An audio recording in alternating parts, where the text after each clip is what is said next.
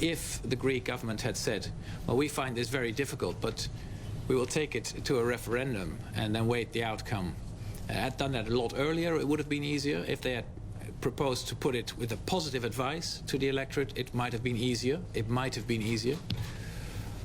But they broke off the talks while they were still going on, while there was still time, and then decided to go with a negative advice to their electorate. The only caveat I see is that the Greek parliament still has to take a wise position on that, and I hope that may lead to a different political situation. But we will have to see. I thank you very much.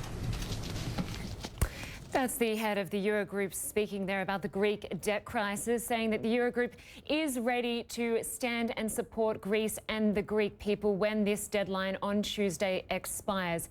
At this stage, he said there is no new date set to continue talks, and he seemed to put the blame back on Greece, saying they walked out of the talks. Now, journalist Elinda Labroupoulou joins us now from Athens via Skype. And Elinda, you were listening into that press conference. Clearly, it seems these talks are still at a stalemate. Yes, they do appear to be at a stalemate. But the one thing that I did notice this time around from what Mr. Dijsselbloem said, he seemed to suggest that there is a little bit of room still for maneuvering and negotiation. And the way that he said this was to do with the Greek parliament and allowing the Greek parliament to make the right decision.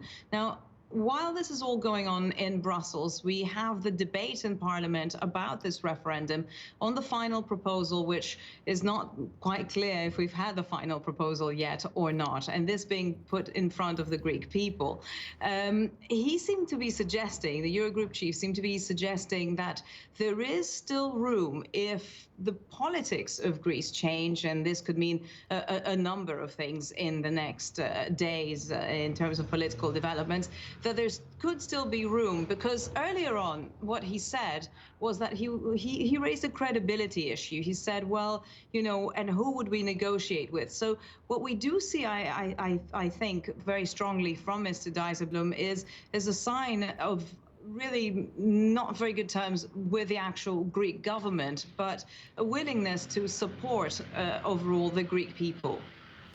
It was put to him whether this deal was a take it or leave it kind of deal as it stood, and it seemed to be the case that he's waiting for Greece to make the next move. He said they walked out of the talks and we are ready to continue those talks when they, if and when they return. Well, this is what both sides seem to be saying at the moment. They both seem to be saying we're willing to carry on with the talks. Now, you know, we've seen this for a long time. We've seen both sides always just kind of passing on the who should do what next. And it seems that despite the fact that we really have reached a very, very tight deadline by now, that this is how this is going to play out for the days ahead. We'll have to see how what happens even in the hours ahead. Perhaps we'll have another press conference.